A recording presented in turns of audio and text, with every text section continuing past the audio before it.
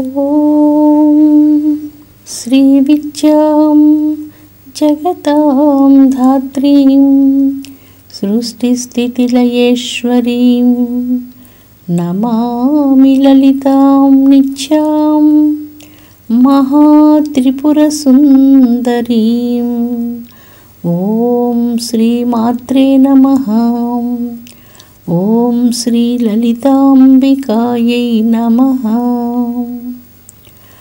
అమృతాత్మ స్వరూపులైన మీ అందరికీ మీ తల్లి అవ్యాజ్యమైనటువంటి మాతృప్రేమనందిస్తూ శ్రీ లలితాంబిక రహస్యనామ సహస్రాలలో దంష్ట్రోజ్వల అన్నటువంటి నామం 4 బీజమంత్రాలు కలిగినటువంటి నామం.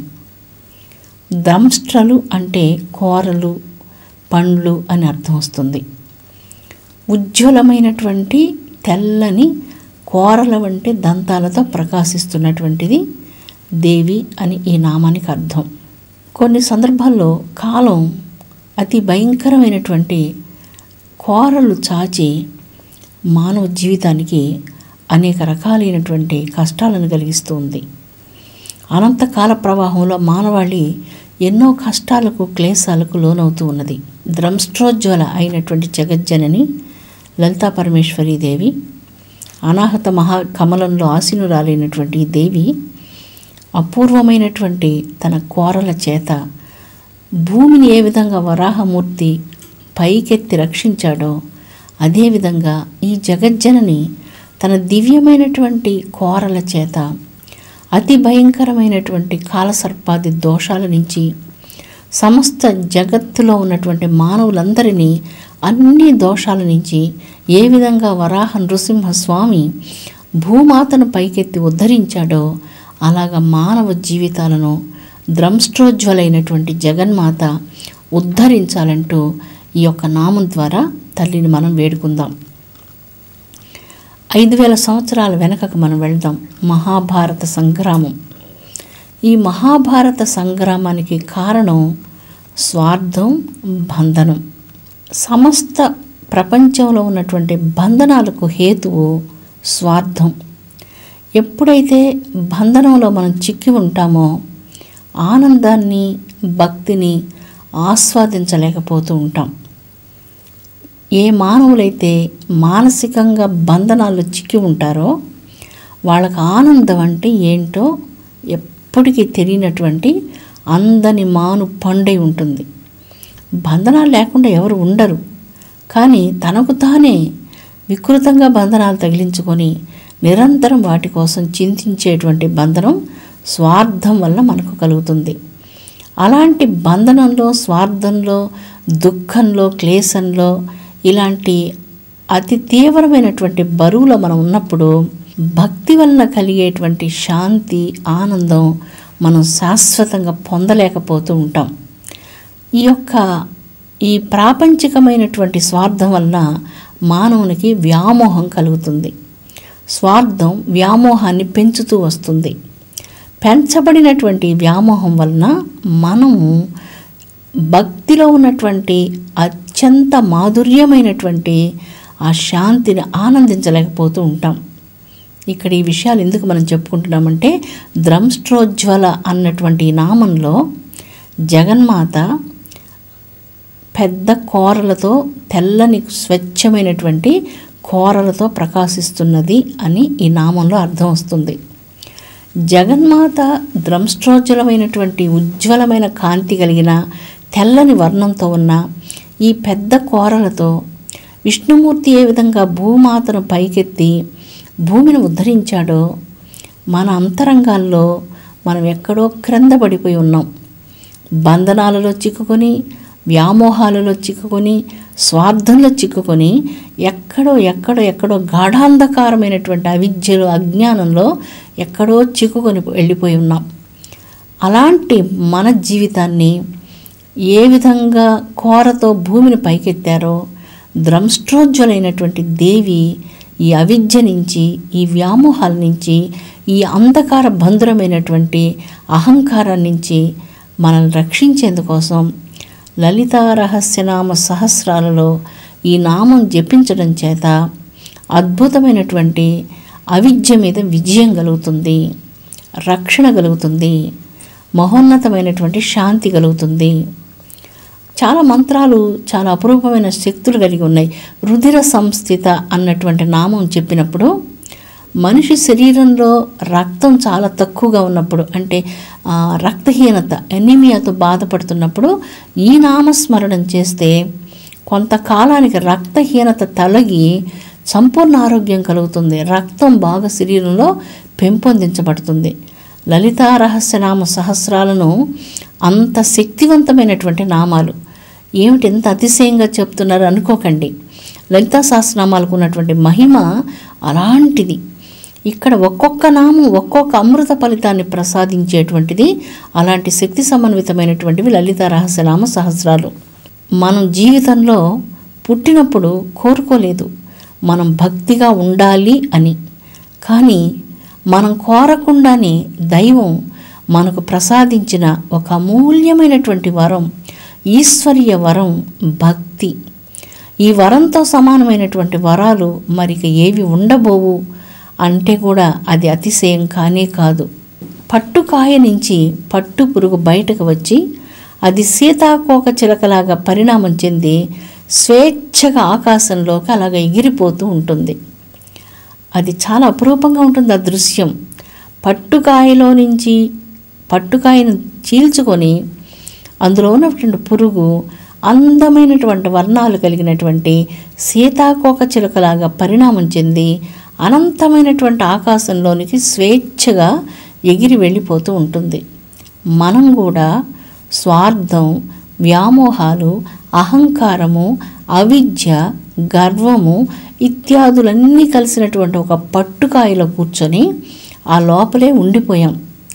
దానిని చీల్చుకొని మనం బయటికి రాగలిగితే ఈ సీతాకోక చిలక ఏ విధంగా అనంతమైనటువంటి ఆకాశంలోకి ఎగిరిపోతూ స్వేచ్ఛను, ఆనందాన్ని అనుభవించిందో అలాంటి స్వేచ్ఛను, ఆనందాన్ని మనం అనుభవించగలం. దంష్ట్రోజ్వల అన్నటువంటి నామంలో జనని మన పట్టుకాయ అనేటువంటి అహంకారాన్ని చీల్చివేయాలి. మన జన్మజన్మల బంధనాలన్నిటినీ తొలగించి వేయాలి. అమ్మ అనుగ్రహం ఇప్పుడు అనివార్యంగా బిడ్డకు కావాలి. అమ్మ దయ ఉంటే అన్నీ ఉన్నట్లే. అమ్మ దయ తప్పిన రోజున ఎన్ని ఉన్నా, ఏమి ఉన్నా, ఎంత పెద్ద పదవి ఉన్నా, ఎన్ని గొప్ప సామ్రాజ్యాలు అనుభవించినా, ఎన్ని భోగభాగ్యాలు సుఖాలు అనుభవించినా అమ్మ అన్నటువంటి పదం మన జీవితంలో లేనప్పుడు మనం అనుభవించేటువంటి అన్ని రకాల ప్రాపంచిక భోగభాగ్యాలు అవన్నీ శూన్యస్థితితో సమానంగా సనాతన ధర్మం మనకు తెలియచేస్తున్నది. మనం కూడా మన అహంకారం అనేటువంటి ఆ పట్టుకాయను చీల్చుకొని బయటకు వచ్చి చిదాకాశంలో, అంతరాకాశంలో స్వేచ్ఛతో కూడినటువంటి భక్తిని, జ్ఞానామృతాన్ని ఆస్వాదించేందుకు జనని కృప కావాలి. ఈ దంష్ట్రోజ్వల అనేటువంటి మంత్రం అలాగా మనకు సహకరించేటువంటి ఒక పరమాద్భుతమైనటువంటి నామం అని మనం చెప్పుకోవచ్చు. అర్జునునకు శ్రీకృష్ణునకు ఒక అపురూపమైనటువంటి బాంధవ్యం ఉన్నది. ఆ బాంధవ్యం బావమర్దుల బాంధవ్యం. అయితే ఆ బాంధవ్యం ప్రాపంచికమైన బాంధవ్యం, దానికి విలువ లేదు. ఈ బాంధవ్యం చాలా గొప్పగా స్థిరపడింది ఎప్పుడంటే కురుక్షేత్ర సంగ్రామంలో అర్జునునకు విషాదయోగం కలిగినప్పుడు కృష్ణునితో ఉన్నటువంటి బాంధవ్యం నిజంగా స్థిరమైనటువంటి బాంధవ్యం ఏర్పడింది. మనం కూడా చాలా సందర్భాల్లో మీకు గురువులు ఉన్నప్పుడు ఆ గురువుల దగ్గరికి వెళ్ళడం, రావడం, దర్శనం చేసుకోవడం, వాళ్ళతో మాట్లాడడం, అవి ఇవి అడగడం, ఇవన్నీ సాధారణంగా జరుగుతూ ఉంటాయి. కానీ ఒక రోజున సద్గురువు దగ్గర ఒక అపురూపమైనటువంటి క్షణాలలో ఆత్మతో కూడినటువంటి అమూల్యమైన బంధం ఏర్పడుతుంది. అది మనసును అలాగే గాలం వేసి లాగినట్లుగా లాక్కుంటుంది. చాలా అద్భుతమైనటువంటి భావన ఇది. ఎన్నోసార్లు వెళుతూ ఉండొచ్చు, కానీ వస్తూ వెళ్ళేటప్పుడు ఏం అడుగుతున్నామో, గురువుగారితో ఏం మాట్లాడుతున్నామో, గురుగారు నాకేం చెప్తున్నారు, ఆయన సన్నిధానంలో నేను ఎలాగ ప్రవర్తిస్తున్నాను, ఇవన్నీ అన్ని సందర్భాల్లో అర్జునుడు కృష్ణుడిలాగా ఆలోచించి ఉండం. అయితే కురుక్షేత్ర యుద్ధ సమయంలో అతి భయంకరమైనటువంటి ఆ వాతావరణంలో తప్పెట్లు, వాయిద్యాలు ఇవన్నీ మ్రోగుతూ ఉండగా అటు ఇటు 18 అక్షౌహిణుల సైన్యం నిలిచి ఉన్నటువంటి ఆ సందర్భంలో కృష్ణునితో అర్జునుడి యొక్క బాంధవ్యం స్థిరపడింది. అది నిజమైన బాంధవ్యం. ఇంతకాలం బావ అంటూ బావమర్ది అంటూ తిరుగుతున్నటువంటి బాంధవ్యం అది అసలు బాంధవ్యం క్రిందకి రానే రాదు. అది ప్రాపంచిక బాంధవ్యం. ఇప్పుడు ఈ క్షణంలో తన హృదయంతో అర్జునుడి యొక్క హృదయాన్ని కలిపి సంధానం చేసుకొని భగవానుడు అనుగ్రహాన్ని ఇస్తున్నాడు. కృష్ణ భగవానుని యొక్క అనుగ్రహం దయామృత వర్షం అప్పుడు అర్జునుడి మీద కురిసింది. ఎలాంటి సందర్భంలో? యుద్ధ సందర్భంలో, చాలా క్షోభకరమైనటువంటి సందర్భంలో, అర్జునుని యొక్క మనసు విషాదానికి లోనైనటువంటి సందర్భంలో అర్జునుడు పూర్తిగా కుప్పగూలి పడిపోయి ఉన్నాడు. నా కాంక్షే విజయం కృష్ణ నచరాజ్యం సుఖానిచ అంటున్నాడు. నాకు రాజ్యకాంక్ష లేదు, నాకు ఏ కాంక్ష లేదు, సుఖాలు అనుభవించాలనేటువంటి కాంక్ష అంతకుముందు నాకు లేనే లేదు, నాకు ఏ విధమైనటువంటి సుఖాలు వద్దు గోవింద అంటూ పూర్తిగా కుప్పగూలి పడిపోయి, ఇప్పుడు మనం చెప్తాం డిప్రెషన్ అంటారు కదా, అలాంటి స్థితిలో ఉన్నాడు అర్జునుడు. వరాహ అవతారంలో వరాహమూర్తి ఏ విధంగా భూమిని తన కోరతో పైకెత్తాడో అలాగా ఇలాంటి విషాద సందర్భంలో ఉన్నటువంటి అర్జునుని తన అవ్యాజ్యమైనటువంటి దయానుగ్రహం అనే కోరతో ఆ విషాదంలో నుంచి పైకెత్తి భక్తునికి భగవంతునికి ఉన్నటువంటి అపూర్వమైనటువంటి బాంధవ్యాన్ని కృష్ణ భగవానుడు అక్కడ సంధానం చేశాడు. కురుక్షేత్రంలో గాంధీవాన్ని ధరించి హీనంగా దీనంగా ఏం చేయాలో ఆలోచించలేని పరిస్థితి అర్జునుడిది. ఇక్కడ ఈ యొక్క కురుక్షేత్రంలో సోదరుల మధ్య పోరాటం అంతం చేసే యుద్ధం కాదు, మహాభారత యుద్ధం. మనందరం సర్వసాధారణంగా మహాభారత యుద్ధం అనగానే కౌరవులకి పాండవులకు కొంచెం క్లేశం కలిగింది. కౌరవులు ఈర్ష్య వలన పాండవుల్ని జయించాలని అక్రమంగా వాళ్ళ రాజ్యాన్ని అపహరించి వాళ్ళని అడవులకు పంపించారని మనం ఇలాగ భావిస్తాం. ఆ సందర్భంలో కృష్ణ భగవానుడు వచ్చి యుద్ధం వద్దునంటూ రాయబారం చేయడం ఇవన్నీ మనకు సాధారణంగా కనిపించే విషయాలు. కానీ 5000 సంవత్సరాల క్రితం మనం వెళ్ళి భారతదేశపు సామాజికమైనటువంటి పరిస్థితిని చూచినప్పుడు అది చాలా చాలా విచిత్రంగా ఉన్నది. స్త్రీలకు ఎంతవరకు రక్షణ, ఎంతవరకు గౌరవం ఉన్నది అన్నటువంటిది కౌరవ సభలో మనకు స్పష్టంగా గోచరిస్తుంది. ద్రౌపదిని చాలా అవమానకరంగా, అది మనం మాటలతో కూడా చెప్పుకోలేనటువంటి అవమానం చేస్తూ ద్రౌపదిని ఈడ్చుకొని సభకు రావడం అనేటువంటిది స్త్రీకి ఎంత గౌరవం మర్యాద ఉందో, ఒక మహారాజు తన రాజ్యంలో ఉన్నటువంటి ప్రతి స్త్రీని కూడా తన కన్నతల్లితో సమానంగా చూడాలి, అలాగ గౌరవించాలి.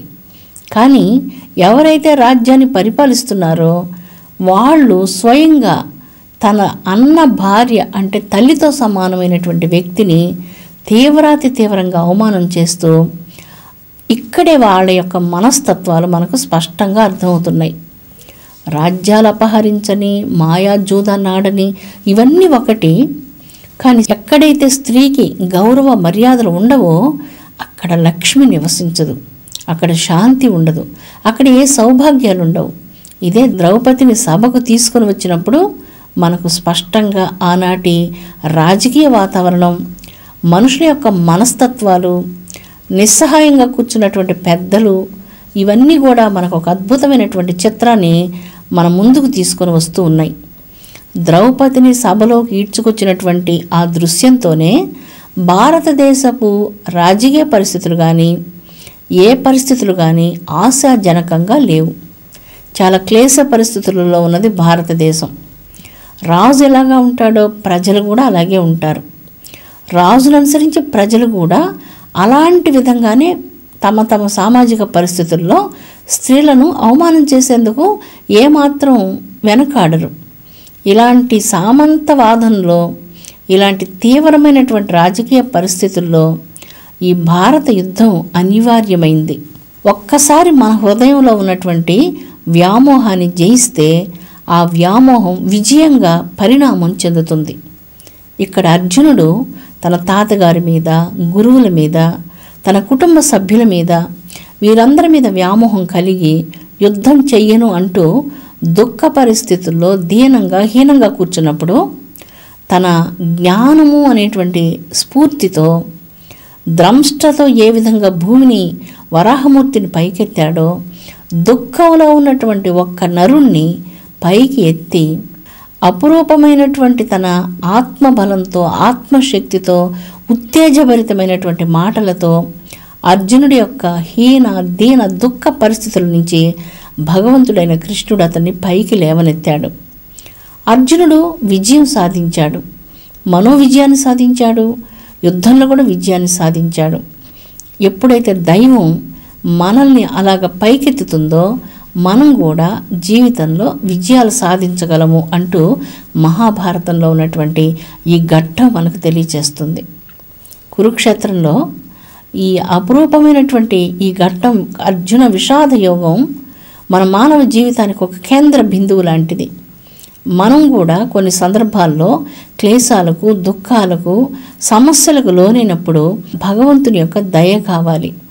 ఆయనను ప్రార్థిస్తూ శరణాగతులైనప్పుడు ఏ విధంగా అర్జునుడిని ఆ విషాదంలో నుంచి పైకి తీసుకొని వచ్చి కార్యోన్ముఖుడుగా చేసి యుద్ధంలో విజయం సాధించేటట్లుగా ఏ భగవానుడైతే వెనక ఉండి చేశాడో అదే భగవానుడు, అదే దైవిక శక్తి అన్ని మతాల్లో, అన్ని మార్గాల్లో, అన్ని కాలాల్లో, దేశ కాలాలకు అతీతంగా దైవశక్తి మానవుణ్ణి రక్షిస్తుంది.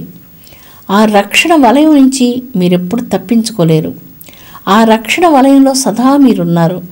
దేవి యొక్క మహానుగ్రహానికి పాత్రులై అపురూపమైనటువంటి దివ్య విజయాలను జీవితంలో ఎన్నో సాధించగలుగుతారు. అందుకే మహాభారతంలో అర్జున విషాద యోగం ఒక అద్భుతమైనటువంటి విజయ యోగంగా చెప్పుకోవచ్చు. కర్తవ్య పరాయణత్వం నుంచి పారిపోవాలి అని చూచినటువంటి వ్యక్తికి కర్తవ్యం మీద ఆసక్తిని కలిగించి కర్తవ్య పాలన చేసినటువంటి శక్తియే ఇక్కడ ద్రంష్ట్ర కరాళ శక్తిగా మనం చెప్పుకోవచ్చు. ఉజ్వలమైనటువంటి తన ద్రంష్ట్రలతో మానవ జీవితం కృంగిపోతున్నటువంటి స్థితిలో దైవ చైతన్య శక్తి మేల్కొని పైకి లేపి ఉత్తేజపూర్ణం చేసి జీవితంలో అద్భుత విజయాలు సాధించేటట్టు చేస్తుంది అన్నటువంటిది మనకు మహాభారతంలో అర్జున విషాద యోగంలో మొదటి 2-3 శ్లోకాల్లోనే మనకు తెలుస్తుంది. నా కాంక్షే విజయం కృష్ణ నచ రాజ్యం సుఖానిచ. నాకు గోవింద ఈ రాజ్యం వద్దు, ఈ సుఖాలు వద్దు, ఈ భోగభాగ్యాలు వద్దు, నేను తిరిగి అరణ్యాలకు వెళ్ళిపోతాను, అరణ్యాల్లోనే ఉంటాను అన్నటువంటి వ్యక్తిని గాంధీవం చేతిలో నుంచి పారవేసి దుఃఖంతో విలపిస్తున్నటువంటి వ్యక్తిని తిరిగి యుద్ధం చేయించేటువంటి శక్తి ఎంత ఆత్మశక్తి ఉంటే తప్ప అలాగా పని చేయించలేరు. ఎంత స్ఫూర్తినిస్తే తప్ప దుఃఖంలో ఉన్నటువంటి వ్యక్తికి సాంత్వన అందరూ ప్రసాదించలేరు. అలాంటి అపురూపమైన సాంత్వన ప్రసాదించినటువంటి కమనీయమైనటువంటి రూపం శ్రీకృష్ణ భగవానుని యొక్క పవిత్రమైనటువంటి దివ్యవాణి. మన కర్తవ్యం ఎలాగ నిర్వర్తించాలో దాన్ని చక్కగా తెలియచేసేటువంటిది భగవద్గీత. మన తల రాత మారితే మనకు భగవద్గీత మన చేతికి వస్తుంది.